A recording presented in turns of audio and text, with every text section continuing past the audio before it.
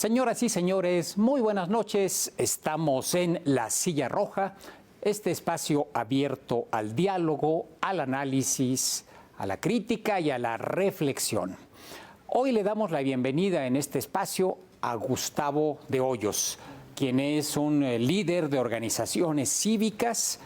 Ahora además se ha hecho notar porque ha expresado su interés de contender por una candidatura presidencial y fue líder empresarial por muchos años. Usted lo recuerda como presidente de Coparmex hace algún tiempo. Gustavo, bienvenido, muy buenas noches. Gracias, Enrique, qué gusto estar aquí en La Silla Roja contigo. Víctor, qué gusto saludarlos ambos. Bienvenido. Víctor Piz, muy buenas noches. Buenas noches, Enrique. Gustavo, bienvenido. Gracias, Víctor. Pues la pregunta que seguramente muchos ya te han hecho en estas semanas, ya tiene más o menos un par de semanas que expresaste tu interés de participar de alguna manera en los procesos para definir a un candidato presidencial. ¿Por qué? ¿Por qué te lanzaste? ¿Qué te movió para pasar de convertirte, como lo has hecho ya, en líder de organizaciones cívicas, en candidato presidencial, en moverte a la política, ahora sí? Sí, Enrique, yo creo que hay que preguntar el por qué y el para qué. Obvio. Desde 2020, muchos ciudadanos empezamos a advertir que se estaban diluyendo los contrapesos, que prácticamente una sola fuerza política estaba controlando el espectro de las decisiones en el Poder Ejecutivo, en el Legislativo, influyendo de manera muy importante en el Poder Judicial. Y así fue que varios nos dimos a la tarea de hacer un llamado a los partidos en la oposición para que dejaran de lado su carácter de adversarios, a veces de varias décadas, de 80 o 90 años, y que en la circunstancia se unieran para conformar una oposición mucho más articulada, mucho más organizada. Así fue como llamamos y logramos que se hiciera en el 2021 la coalición más importante en nuestra historia contemporánea. Debo decir que ese fue un llamado de la sociedad civil hacia los partidos políticos y esto dio buenos réditos. Hay que reconocer que a partir de entonces, en 2021, se generaron nuevos contrapesos, especialmente en la Cámara de Diputados, y eso permitió que la agenda democrática más o menos se encauzara. Pero, Enrique, si algo quedó pendiente, y bueno, estábamos a media pandemia cuando armamos esto, es que faltó la incorporación de mucho más ciudadanía a este acuerdo. Nos quedamos cortos, para decirlo de alguna manera. Yo cuando trataba de explicar el porqué de esta coalición, las personas me decían en la calle, los que no están en la vida política, en los partidos, hace falta más ciudadanos. Y bueno, yo creo que el tiempo ha pasado, ha madurado la posibilidad de una coalición opositora rumbo al 2024, pero lo que sigue faltando es que uno de nosotros, alguien que venga de la sociedad civil, dé un paso adelante y al margen de las propuestas normales, inerciales de los partidos, diga, yo me apunto para que por primera vez en la historia tengamos un candidato que venga íntegramente, 100% desde la médula de los huesos de la sociedad civil. Por eso es que yo he dado un paso adelante, desde luego que hay otras ofertas en la mesa, pero hoy por hoy es la única que viene 100% de la sociedad civil. Yo creo que en esta coyuntura, y con eso termino mi reflexión, donde tirios y troyanos en la oposición reconocen que hay que aspirar a un gobierno de coalición que sume lo mejor de todos, lo ideal es que lo encabece un ciudadano, que no le reste ningún partido político, sino que le sume la agenda que viene de la calle. Seguramente te deben haber preguntado si eres ingenuo o qué, porque la percepción que hay es que los partidos políticos no van a dejar pasar a un ciudadano, a alguien que no tiene una trayectoria de militancia partidista, de haber escalado en la jerarquía de las organizaciones partidistas, sino líder empresarial y fundador de organizaciones ciudadanas. ¿Lo ves así? ¿Realmente crees que te bloqueen? ¿O sí tienes realmente la percepción de que puedes conseguir el respaldo incluso de organizaciones políticas? Ya que usaste uno de mis verbos favoritos, escalar, yo soy montañero y siempre cuando uno se pone frente a una montaña se ve la pendiente muy difícil y el camino lleno de obstáculos, pero por eso mismo sé que sí se puede. Y mira, basta reflexionar rápidamente. Las dos grandes campanadas que se han tenido en este país, la coalición opositora de 2021 y ahora las recientes movilizaciones en noviembre y en febrero que llenó el Zócalo, el actor fundamental no fue ningún partido político, no fue ningún político de larga experiencia, de gran trayectoria. Los actores en estos dos grandes momentos de nuestra historia política contemporánea fueron los ciudadanos. Primero, para reunir a los adversarios en una nueva coalición que parecía imposible. Imagínate, la primera vez que le planteamos a los dirigentes del PAN, del PRI, del PRD, de MC, que no se consiguió, oigan, vamos a unirlos en base a una agenda, pues parecía una quimera, parecía una utopía en términos políticos, y lo conseguimos. Imagínate también cuando dijimos que sin participación de partidos íbamos a llenar en noviembre Paseo de la Reforma. Imagínate cuando dijimos que en febrero íbamos a lograr una movilización que llenara el Zócalo, todo el centro de la ciudad, y que simultáneamente se activara en más de 100 ciudades. Todo esto parecía absolutamente imposible y se logró. Lo que yo percibo, Enrique, es que a resultas de estos hechos y de muchas otras cosas, los dirigentes de los partidos, aunque es medio antinatura, están entendiendo que en este momento, aunque se junten, solos no les alcanza. Están entendiendo que se requiere una participación fuerte de la ciudadanía. Yo me he apuntado para la presidencia, pero hay cientos de ciudadanos, miles podría decir, que vienen de las causas del medio ambiente, de las causas de la diversidad, de la violencia en contra, perdón, de la lucha en contra de la corrupción, que están trabajando por el desarrollo económico, que en este momento, en esta coyuntura, están listos para un paso adelante. Yo creo que sí lo vamos a conseguir. Víctor. Sí, pensaba ahora que hablabas, Gustavo, hicimos, varias mesas de análisis aquí en el canal a propósito de estas concentraciones de noviembre y de febrero, y creo que una reflexión era que esa fuerza ciudadana, pues la necesitan los partidos políticos, ¿no? Y al revés, creo que también los ciudadanos pues van a necesitar en algún momento dado los partidos.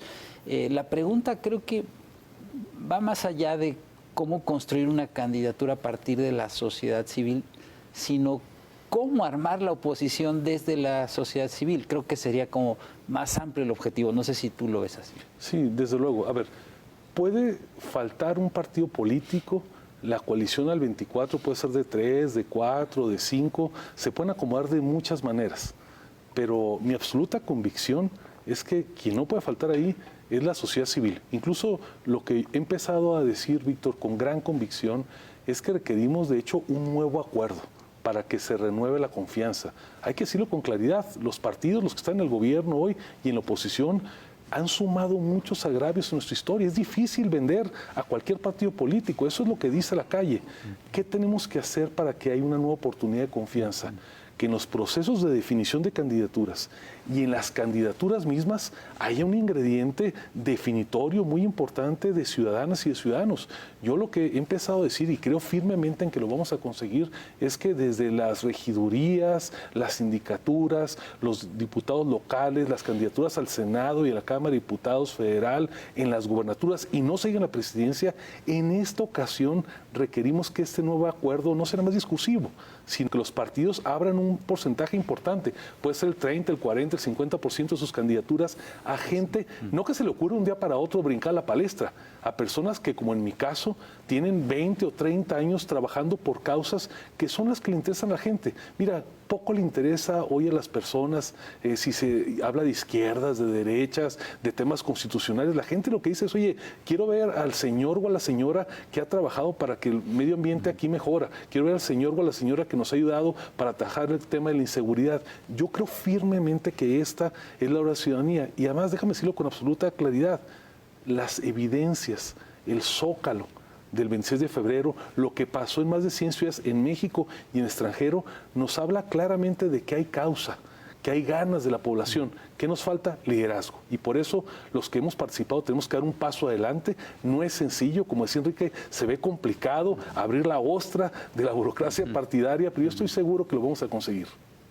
¿Cómo le hicieron, Gustavo? Porque todavía hay una interrogante en la movilización de febrero. ¿Cómo se logró llevar esa cantidad de gente al Zócalo y a las calles aledañas, a la Macroplaza, a todos los lugares en el país donde hubo concentraciones? Hay quien dice, seguramente los grandes capitales del país financiaron toda una campaña para que la gente acudiera. Tú que estuviste ahí en el, digamos, en el detalle, en las tripas de la organización de estas movilizaciones, febrero y antes noviembre. ¿Cuál fue el mecanismo para llevar a tanta gente a la calle? Fíjate que el gran secreto, la gran riqueza, Enrique, de estos dos momentos de la historia reciente de nuestra democracia es que nadie, absolutamente nadie, puede reivindicar la autoría, la dueñez de esas concentraciones. Tendrías que creerme si te digo, y lo narro tal cual, que una hora antes de las 11 de la mañana, el 26 de febrero, cuando se veía todavía medio vacío el Zócalo, nadie, los que estábamos en la organización, no podíamos saber si eso sí iba a ser un absoluto éxito o un absoluto fracaso, porque no hubo movilización, nadie tenía contingentes, camiones, lista de sindicatos o de organizaciones apuntados con 1,000, con 5,000 personas. A ver, la riqueza, la verdadera riqueza de estas movilizaciones es que son genuinas. Algunos, obviamente, publicamos en redes sociales, propusimos un hashtag, hicimos algún dibujito por ahí, propusimos que fuera a cierta hora, le dimos algunos nutrientes para que esto caminara. Pero la verdad, lo que estamos en presencia ahí es de una ciudadanía que está esperando un vehículo, un canal para poderse manifestar. Yo traía ya una reflexión profunda porque me habían venido diciendo desde hacía muchos meses, oiga, anímese, de un paso adelante, ¿por qué no la piensa? Cuando vi a las mexicanas y a los mexicanos en el Zócalo y luego las grabaciones en otras ciudades cantando con ese fervor el himno nacional, diciendo ya es tiempo de nosotros, hablando de democracia, entendí que el llamado a la calle era dar un paso adelante. Si nos esperamos, imagínate, a que un partido político, 4 partidos políticos hicieran esa movilización, estoy convencido que no hubieran logrado lo que se logró a través de un llamado ciudadano. Por eso, porque creo que hay las condiciones, porque lo vimos, porque es una causa legítima, algo espontáneo, creo que es la manera ahora de dar un paso adelante, Enrique. Sí, no me imagino que el PRI llame a concentrarse en plazas públicas y que acuda en esa magnitud, o el PAN, el PRD, imagínate, o cualquier otro partido político.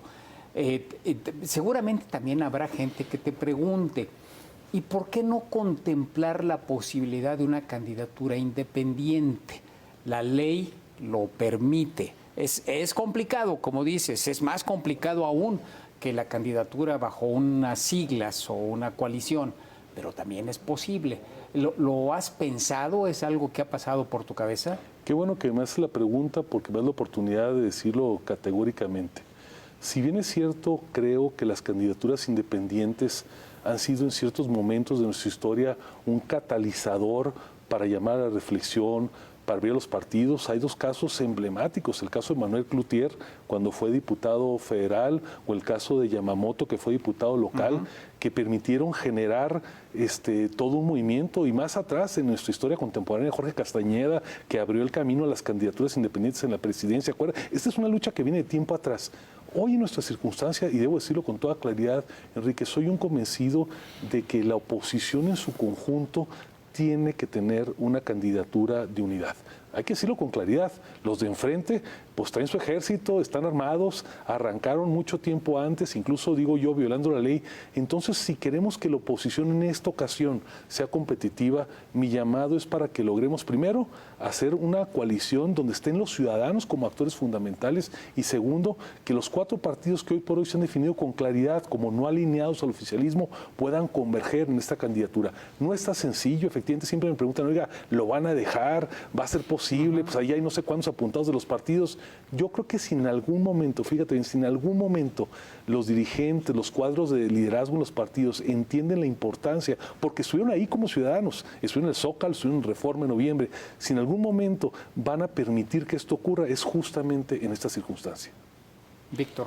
Sí, al principio de la entrevista nos contabas cómo empieza, ¿no?, este movimiento, ¿no? Te remontas al 2020, y lo que te quiero preguntar es, ¿cuál es la ruta? ¿Hasta dónde va a llegar este movimiento? Digo, estas 2 concentraciones muy importantes pues tienen un común denominador, que es la defensa del INE. El INE no se toca a propósito de las reformas electorales, el plan B. Y creo que ese ha sido como el factor que coincidió, ¿no? Exactamente, a esta fuerza ciudadana, y ese tema va a seguir ahí, ¿no?, en el debate público, porque pues ahora la Corte tiene que pronunciarse sobre estas reformas. Pero ¿hasta dónde va a llegar el movimiento, Gustavo, pensando en que, bueno, viene ahora el proceso electoral 2023, Estado de México, Coahuila, ya hay candidatos definidos y obviamente poniendo la mirada en el 24, Presidencia de la República, Ciudad de México, Congreso Federal. Fíjate, apenas se reconformó el movimiento de la ciudadanía en octubre, lanzamos Unidos apenas en octubre, inmediatamente un mes después empezamos esta cruzada que se manifestó en Reforma. Estamos en pañales, pero al mismo tiempo la causa es tan válida, es tan genuina que inmediatamente ha tomado centralidad. El paso que sigue, lo que yo veo como la siguiente esclusa definitoria, será el día 28, el 28 de marzo. ¿Por qué? Porque en esta fecha se va a presentar a la sociedad civil la propuesta ciudadana, la agenda de la sociedad civil. A ver, hay un proceso ya de tiempo atrás donde se ha venido consultando a la ciudadanía a través de medios digitales, a muchos expertos en todos los temas, y el 28 de marzo Unidos va a convocar justamente para presentar la agenda. Decía en la primera pregunta que me hacía hace un momento Enrique, en el para qué. Ahí vamos a tratar de levantar la mirada, sí mantener los esfuerzos de contención, pero sobre todo plantea a la ciudadanía por qué tenemos que tener un cambio en el 24, por qué dar lugar a una nueva alternancia. Yo sostengo siempre que ser opositor, desde luego, tiene su momento, su circunstancia, pero de cara a un nuevo proceso, no nada más hay que contrastar, hay que levantar la mirada y decir, ver a la luna y decir, hacia allá queremos ir. Yo lo que planteo es que ya tenemos que hablar del México ganador, del México que queremos construir, y es lo que va a pasar, y creo que ese es el siguiente momento definitorio. Seguramente después Unidos nos convocará. Yo ya no soy parte del Consejo Ejecutivo porque tuve que presentar mi licencia, pero estoy convencido que van a convocar a la mayor parte de quienes hemos levantado la mano. Seguramente habrá algunos aspirantes de carga partidaria de un otro partido, quienes representamos a la sociedad civil, y estoy convencido que este proceso nos llevará hacia finales del año a que tengamos una candidatura muy visible, muy legitimada, y que pueda dar, como pretendo hacerlo yo, la pelea. Gustavo, cuando uno habla con amigos en las mesas de discusión respecto a un candidato opositor, he encontrado dos opiniones. Una que dice, llevan ventaja los de Morena porque pues las corcholatas se arrancaron hace meses y meses, ya llevan más de un año haciendo campaña, a veces campaña tan abierta que entre ellos se han denunciado. Pero hay otra corriente, bueno, y estos dicen, pues la oposición tiene que activarse y tiene que poner ya sus nombres y sus candidatos y sus aspirantes, si no va a ser irremontable, inalcanzable la ventaja de Morena.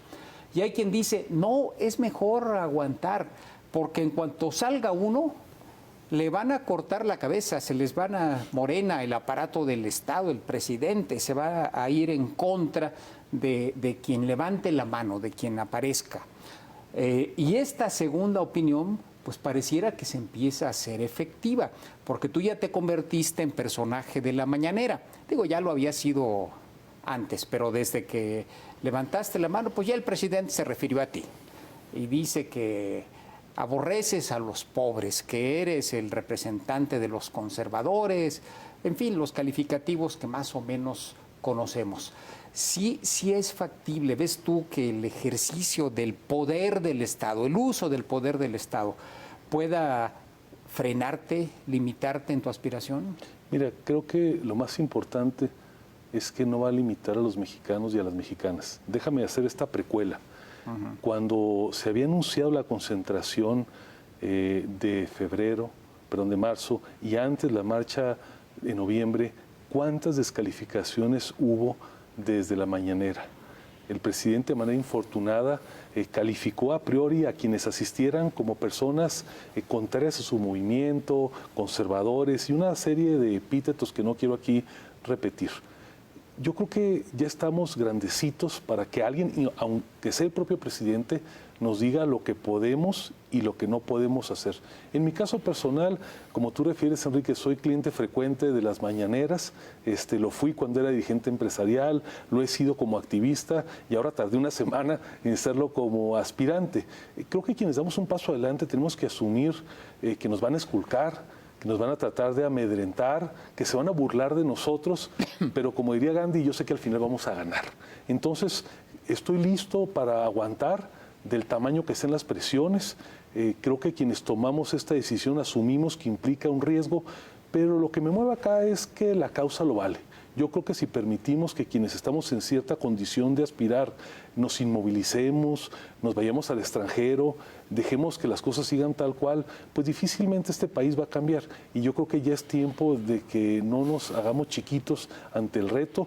Yo celebro que varias personas estén levantando la mano, manifestando su interés. Hoy por hoy yo soy el único que lo hace 100% desde la sociedad civil y creo que hay el tiempo correcto. Mira, tú reflexionabas, gente que dice falta mucho, falta poco, arranquen la carrera. Yo creo que este es el tiempo para que quienes estamos decididos a participar lo digamos claramente, quememos nuestras naves. Yo he presentado mis licencias en todos los consejos en los que participo, en empresas, obviamente en Unidos, en Sí por México, para estar en condiciones de igualdad, y creo que ya es tiempo de que lo hagamos. Ahora, también cuestionan, y déjame aderezar todavía tu pregunta, oye, pero van a tardar mucho en ponerse de acuerdo. Allá enfrente pues hay un señor que rápidamente va a decir cuál es su corcholata, sin gas y todo, pero predilecta.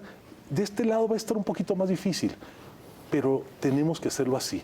Imagínate que mañana se juntaran 4 dirigentes partidarios y nos dijeran en la mañana en una conferencia de prensa, ya está fulanito, fulanita, es el candidato presidencial. Eso estaría destinado al fracaso.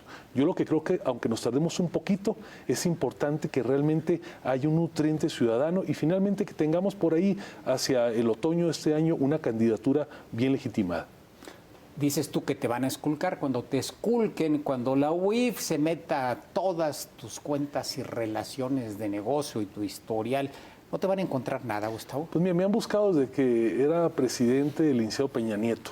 Yo nunca he sido un dirigente a modo. Luego en las redes sociales me dicen, ¿y usted dónde estaba cuando pasaba tal cosa en el 16 o en el 7? Y le decía, tomando el ángel para protestar contra la corrupción. A ver, ya tengo tiempito en esto.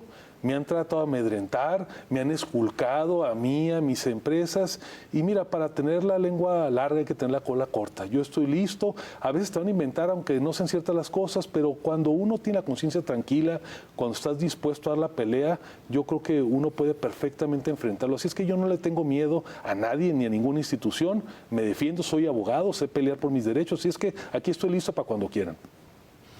Gustavo, ¿cuáles serían las principales rutas de la coalición? Porque una obviamente es la electoral, ¿no?, de la que estamos hablando, pero supongo que habrá también una legislativa, ¿no?, cuando se vayan armando las candidaturas al Congreso, una jurídica, no sé si sea, ¿no?, para precisamente hacer la defensa personal cuando haya pues ataques o andanadas desde el poder, pero también cuando haya que defender, por ejemplo, iniciativas o reformas aprobadas como la del plan B electoral. Pero ¿cuáles son esas principales rutas de la coalición? Sí, tu pregunta, Víctor, me da oportunidad de rescatar algo de lo que a veces no hablamos mucho. Cuando se construyó la coalición electoral de 2021, parecería que, como muchas veces ocurrió antes, era solamente una coalición para ganar elecciones. Desde luego, había que ganar elecciones y ayudó a que la oposición en su conjunto tuviera más de 2 millones de votos por encima del oficialismo. Ese es el dato duro, no es popularidad de nadie, son votos en urnas. Pero fíjate, esta coalición electoral que dio buenos resultados fue solamente el principio. ¿Qué es lo que tenemos? Que después de esta coalición electoral, y ahí estuvimos empujando, se generó una coalición legislativa. Hay que recordar que en la mayor parte de las decisiones clave en términos constitucionales, los legisladores en la Cámara de Senadores y en la Cámara de Diputados del PAN, del PRI, del PRD y de Movimiento Ciudadano han votado de manera conjunta y esto ha permitido contener una serie de reformas. Entonces, la coalición electoral dio un brinco a la coalición legislativa, pero también hace una coalición política porque temas muy importantes como juzgar a los expresidentes, la revocación de mandato, las designaciones de órganos autónomos del Estado, ha habido convergencia y estos votos de legisladores han estado juntos. Y de lo que menos hablamos es de la coalición jurídica. Hoy seguramente tú podrás hacer un recuento, y lo sabe bien la audiencia, que cada vez más la Suprema Corte de Justicia es un actor relevante en nuestra vida pública. ¿Por qué esto está ocurriendo? Porque como nunca antes en nuestra historia, los legisladores, senadores y diputados logran el 33% del total de sus cámaras para interponer controversias constitucionales, acciones de inconstitucionalidad, y esto es gracias a que se ha logrado que la coalición se mantenga también hasta esto. Cuando no alcanzan los votos en las cámaras, hay que ir a impugnarlo al Poder Judicial. En lo que viene hacia adelante, Víctor, tenemos que aspirar, sí, a una coalición electoral muy robusta. Estoy seguro que lo vamos a conseguir. Habrá, estoy seguro, 4 partidos, habrá el nutriente ciudadano que le dé fuerza, que le dé masa crítica, pero además vamos a lograr construir un gobierno de coalición que permita que esta coalición logre lo que nunca antes en nuestra historia. Yo lo que sostengo siempre es que tenemos que estar unidos en lo esencial. Tenemos que sumar a las mejores mujeres y hombres, vengan de donde vengan, y desde luego el reto es que quien encabece este esfuerzo, quien sea presidente de la República, sea un gran articulador, un gran creador de acuerdos, y por eso me parece que en esa circunstancia una candidatura y después una presidencia que no venga de un partido o de otro, que no le reste a ninguno, sino que le asume a todos, es la mejor ruta para el país. Gustavo, mucha gente me ha dicho, le ha dicho a quien pregunta, está bien, qué bueno que las organizaciones cívicas, los ciudadanos emprendan este esfuerzo, pero con esos partidos políticos que eventualmente van a respaldar, el PRI, el PAN, el PRD, Movimiento Ciudadano, quién sabe, híjole, pues a lo mejor le restan a la marca, le restan a la candidatura única más que sumarle. Estábamos charlando antes del corte a propósito, Gustavo, de los partidos políticos que tenemos y que si se plantea una candidatura única, pues tendrían que ser estos los que la respaldaran, más allá de los ciudadanos. PAN, PRI, PRD. Bueno, apenas en esta semana, pues vimos en el Senado a los priistas pues darse con la cubeta, correr a su coordinador, a Miguel Ángel Osorio Chong, instalar un nuevo coordinador y pareciera como que el estado en el que se encuentran los partidos, pues eventualmente, te decía yo, a lo mejor hasta le resta a una candidatura ciudadana y no le suma. ¿Cómo ves tú a estos partidos y particularmente este episodio reciente en la Cámara de Senadores? A ver, desde luego que los partidos políticos todos nos han quedado de ver, todos tenemos agravios por malos gobiernos, por malos legisladores. Obviamente los que están ahora en el poder en la federación están mucho peor, pero ciertamente, y es algo que yo he escuchado en la calle una y otra vez, no nos han cumplido. Desde luego, incluso cuando anuncié mi aspiración, yo fui muy enfático en decir que nos tienen cansados, usé otro vocablo, cansados los políticos, porque realmente cuando uno anda caminando en un parque, vas a un restaurante o andas en un aeropuerto, la gente dice, oiga, ya, uno que no sea político, una cara nueva. A ver, sí hay agravios, Enrique, y en momentos hay quien dice con razón y valdría más la pena explorar otra vía. Yo creo que conociendo y entendiendo que existe la posibilidad legal, hoy tenemos que hacer un gran esfuerzo de unidad y de reconciliación. Por eso mi llamado a los dirigentes de los partidos, a los 4 que están en la oposición, y digo 4 porque yo sí cuento ahí a Movimiento Ciudadano, tenemos que hacer que esté en esta coalición porque nos une lo esencial más allá de diferendos, a veces de dirigentes o de pequeños detalles en lo cotidiano. Lo que yo estoy convencido es que se tiene que rescatar la confianza de la ciudadanía. Y por eso, aunque no es el único elemento, pero algo fundamental, Enrique, es que un número muy importante de candidaturas, todas son importantes, pero hablo de las más importantes, desde la presidencia, las gubernaturas, el Senado, la Cámara de Diputados, sean enarboladas por ciudadanos de a pie. Si los partidos no entienden esta circunstancia, difícilmente, por bueno que sea el discurso, por bueno que sean las propuestas, va a ser muy difícil que esta coalición sea exitosa. Y yo creo que sí lo están entendiendo. Ahora, pues pasan cosas cotidianas en la política. Yo creo que no soy la persona más calificada para opinar de las dinámicas de los grupos parlamentarios. Yo me quedo con lo que hemos visto en los votos. Creo que el senador Osorio, mientras estuvo al frente de la coordinación, en momentos definitorios, como fue la reforma energética, la reforma electoral y la reforma en el ámbito militar, sus votos estuvieron del lado de las causas de la ciudadanía. Ya las dinámicas internas de los grupos, pues la verdad es que creo que que no me toca a mí mucho opinar. Lo que sí debo hacer votos es para que, más allá de cualquier diferendo, más allá de estas circunstancias normales en los partidos que están hechos para luchar por el poder, primero adentro y luego hacia afuera, nosotros tenemos que llamar a las instituciones. Que eso se arreglen entre ellos de la manera que se tengan que arreglar, negociando o en los tribunales electorales, pero al final tenemos que lograr que lleguen los partidos juntos para conformar esta coalición. Se nos quedó hace un rato el tema de las candidaturas independientes en el tintero. La experiencia de la pasada elección, bueno, 2 candidatos independientes que llegaron, que cumplieron los requisitos, el Bronco, Margarita Zavala. El Bronco, pues al final se le descalifica, Margarita Zavala se retira. Como que la experiencia no fue buena. ¿Es algo que tomaste en cuenta para plantear ahora más bien una candidatura partidista de una coalición y no una candidatura independiente? Es una candidatura ciudadana que venga del apartidismo, pero que sea abrigada, que sea respaldada por los partidos en oposición. A ver, más que las experiencias, porque cada momento tiene su propia circunstancia, yo no descarto que otras personas en esta elección o en otras futuras puedan optar por una candidatura independiente. Hay ejemplos muy exitosos, insisto, ahí está el caso de Kumamoto en lo local, está el caso de Cloutier, que fueron grandes legisladores, siguen siendo inspiradores para muchos de nosotros. Ha habido otros que también no han cumplido del todo, pero hoy en esta circunstancia, Enrique, cuando viene una batalla de estas dimensiones, donde parece que hay una simetría entre los recursos, el poder, la beligerancia desde el gobierno, yo creo que hoy la divisa es la unidad. Y por eso, más allá de un análisis personal, más allá de que hayan estos desafíos que sí existen, que hay que convencer a los ciudadanos por qué confiar otra vez en los partidos, hoy yo creo que lo que nos tiene que convocar es la unidad. Y por eso, aunque cuesta trabajo explicarlo, aunque a muchos ciudadanos de a pie no les gusta mucho la idea, lo digo con toda claridad y soy enfático, hoy sí tenemos que apostarle a la unidad. Solamente así tendremos una candidatura que pueda ser competitiva rumbo a la elección de 2024. Víctor. Se ve un reto grande, Gustavo, te diría cuesta arriba, porque efectivamente los partidos políticos tienen mucho descrédito, no son muy populares, la gente no confía en los partidos y tú dices, el reto es mantenernos unidos, llegar así a las citas electorales.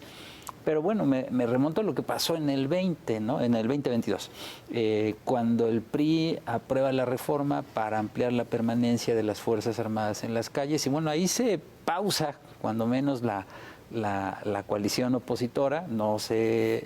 Ahí se cimbra un poco, pero no se rompe. Ya después se retoma, ¿no?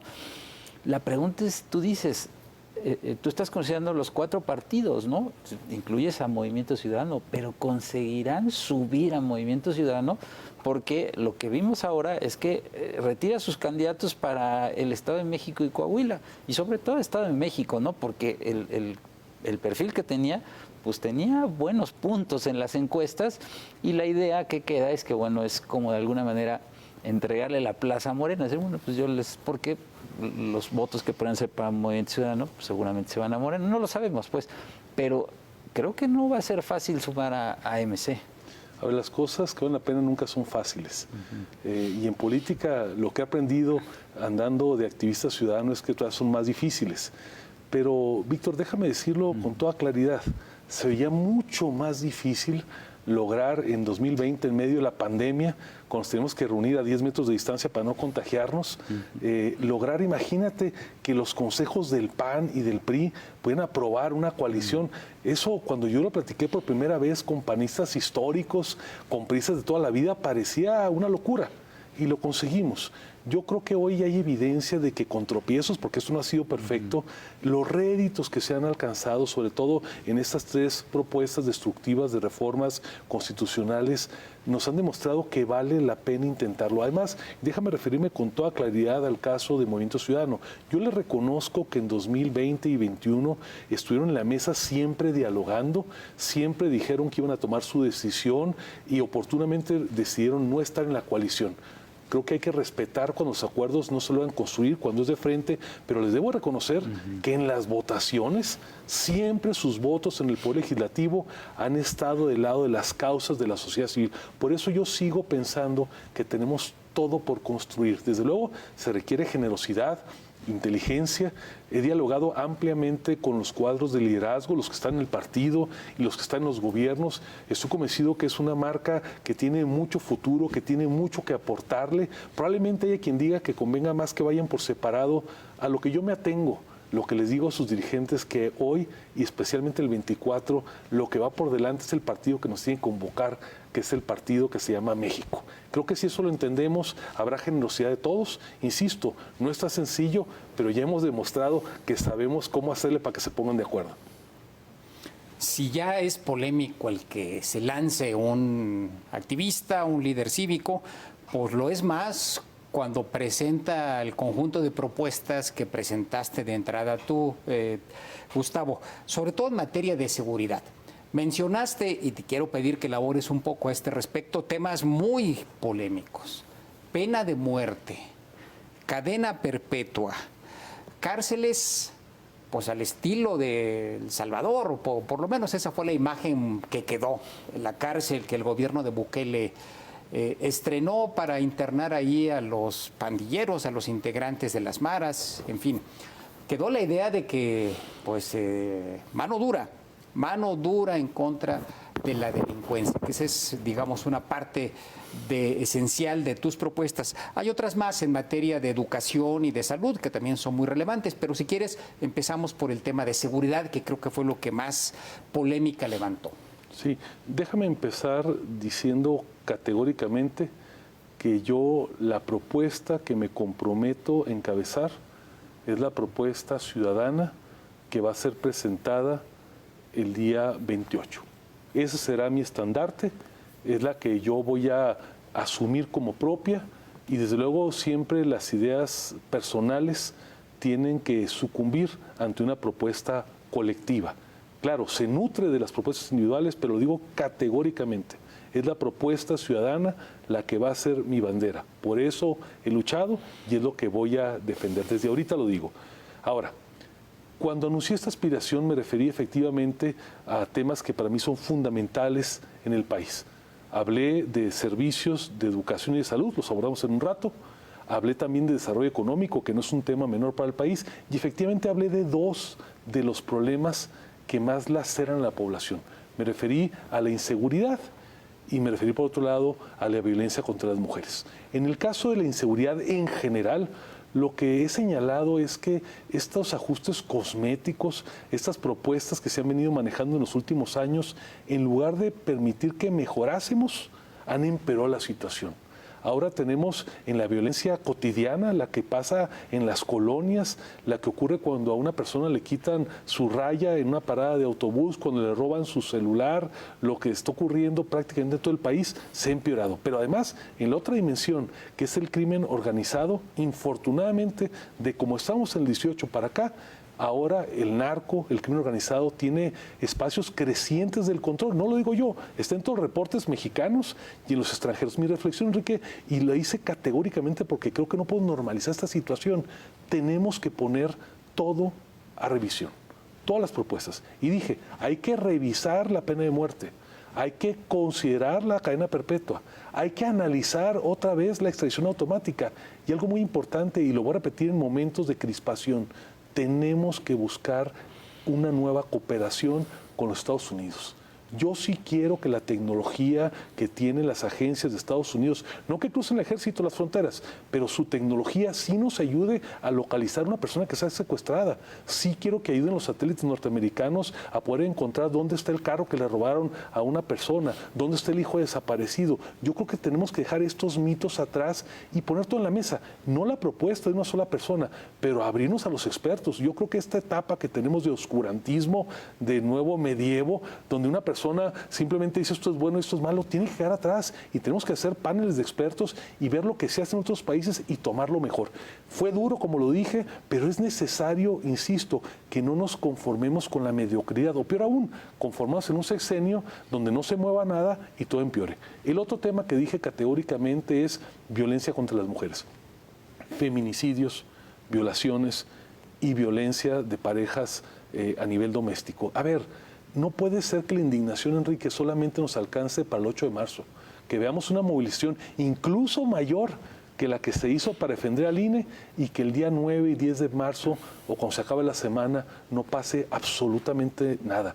¿Sabes qué me indigna? Que la gente cuando hace una referencia para llamar la atención de la dureza que se está usando en El Salvador, yo no dije que sean cárceles como esa, dije de la dureza, que nos escandalice tanto y en cambio veamos en los periódicos, en los noticieros, que desaparecieron 6 mujeres y que están muertas, que se violaron a unas chiquitas en tal o en cual lugar. Y ¿sabes qué? Que se diga, vamos a cambiarle un artículo, una ley, vamos a poner un policía más en tal lugar. A ver, no podemos permitir que México sea el lugar donde más se afectan las mujeres. Y en eso, Enrique, aunque le moleste a algunos muy puristas, yo creo que hay que revisar absolutamente todas las opciones, con respeto a la ley, con respeto a los derechos humanos, pero no permitir que eso se siga agravando.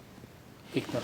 ¿Qué tan difícil, Gustavo, es cerrar la brecha en la intención de voto respecto de Morena? Porque si tú ves las encuestas ahorita, digo, para Presidencia de la República, Congreso, pues Morena lleva ventaja, ¿no? Y no es cualquier ventaja, hablamos de doble dígito, ¿no? En algunos casos, cuando, pues, como se comentaba al principio, pues Morena tiene perfilado cuando menos 3 corcholates o 4, ¿no? Y de este lado de la oposición, pues hay decenas, ¿no? de perfiles que, como dices tú, la propuesta que tienen es que caminando juntos se vaya a un acuerdo que derive en un perfil pronto, además, ¿no?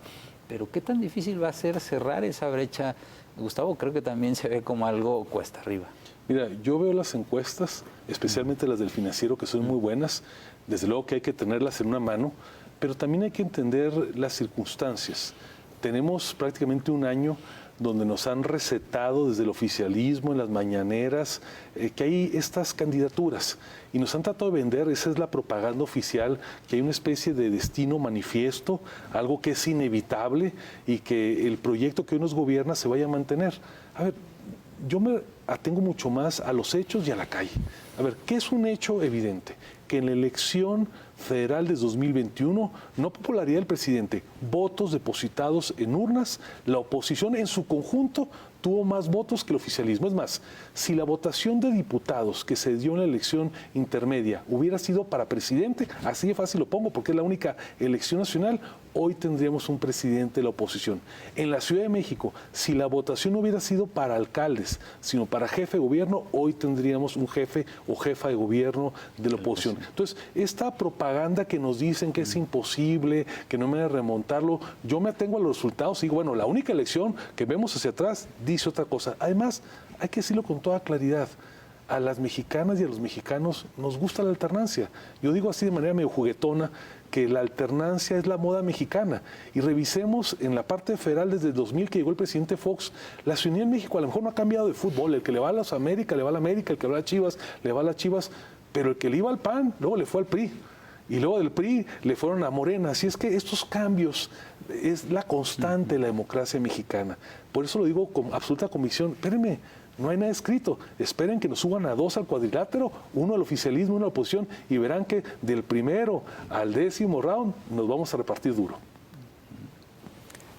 Brevemente, porque se nos está acabando el tiempo, tus propuestas en educación, salud y desarrollo económico, Gustavo.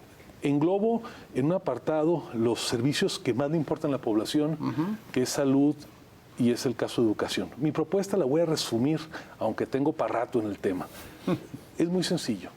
Tenemos que permitir que cualquier mexicana o cualquier mexicano tenga acceso a elegir entre educación privada o salud privada y educación o salud pública. Mira, yo soy egresado de una universidad pública, a mucha honra, y sé que en muchas ocasiones es la mejor decisión. Yo me siento muy orgulloso de mi origen universitario, pero sé que en ocasiones hay chicos y chicas que quieren tomar otra opción, sus padres en la primaria y después los jóvenes, y ya cuando se estudia una licenciatura, una maestría, un doctorado. En materia de salud pasa exactamente lo mismo. Hay personas que se sienten muy bien atendidas y que bueno, hay casos que son inspiradoras en el Seguro Social, en el ISSSTE, pero también hay casos de personas que tienen 5 o 6 meses esperando que se les programe una cirugía, que están esperando un medicamento para el cáncer, para la diabetes y que no hay. Mi propuesta es muy sencilla. El gobierno tiene que pagar las facturas de la salud y las colegiaturas de educación. Me van a decir siempre, oye, no alcanza, no hay dinero. le sé poquito los números, usted le sabe mucho más que yo, pero sí alcanza si el dinero se invierte en esas cosas y no en algunos caprichos seccionales. Por ahí la propuesta. Ahora, en materia de desarrollo, estamos, Enrique, en un momento como pocas veces había tenido el país. No estoy aquí revelando el agua tibia si les digo que hay decenas, centenares de empresas que por razones geoestratégicas, todo lo que se vivió después de la pandemia, el nearshoring que ahora le dicen, quieren establecerse en México. Mira, yo vengo a la frontera, Enrique, no hay un pie cuadrado disponible para instalar una empresa. Si una empresa norteamericana, canadiense, Europa quiere firmar un contrato, le dicen, espérate 3 años para que te tenga la nave. ¿Sabes qué tenemos que hacer? Aprovechar, detonar ese potencial. ¿Sabes qué voy a hacer yo como presidente?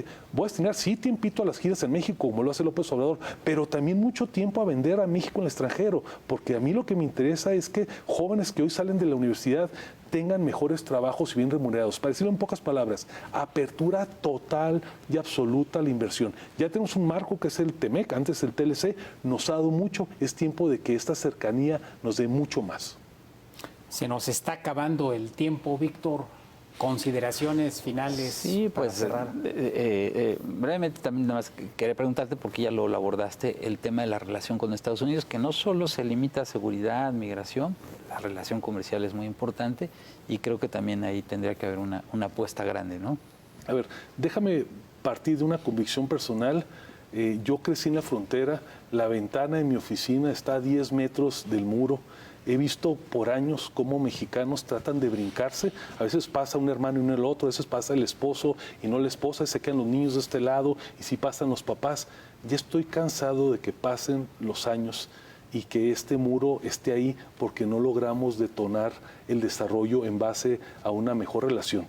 Lo que he dicho claramente, Víctor, es que vamos a proveer una época sin precedentes de colaboración con Norteamérica especialmente, pero con el mundo entero. Sí se puede, yo le sé a negociar con los americanos, lo he hecho toda mi vida y estoy convencido de que podemos tener una relación ganar-ganar, pero además hay que entender, Víctor, ya en este momento, que México no se acaba en el muro divisorio, México no se acaba en el río Bravo. Tenemos 160 millones de mexicanos. Por ahí el doctor Tonatiuh Guillén lo ha dicho de gran forma. México es una nación transterritorial.